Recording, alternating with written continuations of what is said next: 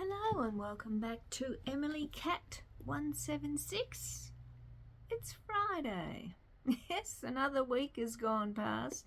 They're just flying past at the moment. So I'm talking about books again today. And as I said last week, I think I'm getting back into the habit of actually reading rather than audiobooks. And it got me thinking, because I like crime. And I always go to the crime section in a bookshop. Always that way. And I'm thinking, does anyone else do that? Do you stick to the one genre? I think because I was thinking it really limits what I read. And I was thinking about this because I found a book in an op shop. I got it for $2. And I thought, oh yeah, it looks interesting. So I bought it. And it's this book. Oh, the light's shining on it. Frances Mayer's See You in the Piazza. Now, Frances Mayer's, of course, she did Under the Tuscan Sun. I never read that book. I saw the film. The film with Diane Lane in it. And yeah, it was a good film. And I have to admit, I have been to Italy and it's beautiful. I loved Italy. And I have been as far up as Tuscany, of course, where this was all set. And this book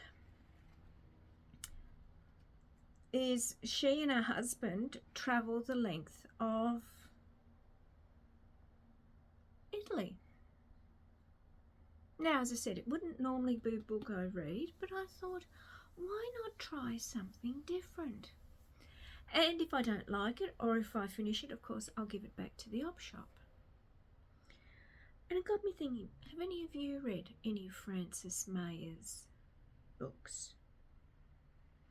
The Under the Tuscan Sun, that was an absolute blockbuster. And that's where she and her husband found this house in Tuscany and they were doing it up. Now, I've got an idea she is an American, and I think they split their time between America and Italy.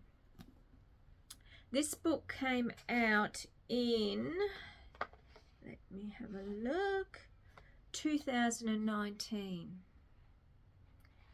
So, will I read it? I hope I do, because I said I'm slowly getting back into reading. Of course, I will always still listen to audiobooks. I've finished The Ink Black Heart and I'm now up to The Running Grave with the Robert Galbraith books, because you look at that book. It's quite big. Quite big. Let's see how many pages.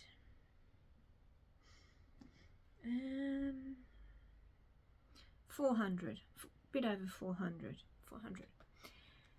Carrying around that all day, it gets very heavy. And this is why I like audiobooks, because it's much easier and it's much better to be carrying around a phone, which I said audio is on this phone I film on. And that means I'm not lugging around this heavy book. And I have to admit, I've never been one. I don't read at night in bed. Never have. Never have. I remember too many times when I was a child in winter up in the country and you're reading and your hands are so cold, and I just don't like it. I don't, as I said, I don't read at night. And that's another thing. Do you like reading at night? I know a lot of people do. I'm not one of them. But I just thought, yeah, it is. I've tried it before and I keep coming back to crime, and I just think, broaden my mind, read different things. It's a good thing to broaden your mind. So will I see you in the Piazza? I don't know. Oh look, she's written books on poetry. Of poetry. There you go. Oh, here it says they live in Tuscany and North Carolina. So North Carolina's in America. But it's a sort of book. They're traveling Italy, and they've got recipes in here from where they've stopped and had lunch, and they've got the recipes, and she's put that in the book. So we'll see how it goes. And I think op shops are a great source to find books, a lot cheaper. I don't want bookshops to close, not by any means, but the fact that I really don't read that much anymore, because I was buying books and then I just wasn't reading them, and I just think that's a waste. So yeah, let's see if we read this one. All right, so enjoy your weekend. I'm off to a show again tomorrow, of course. I'll talk about that on Monday.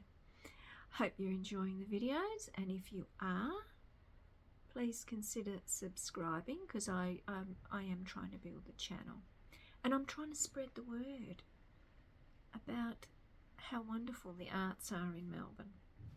Okay, see you on Monday.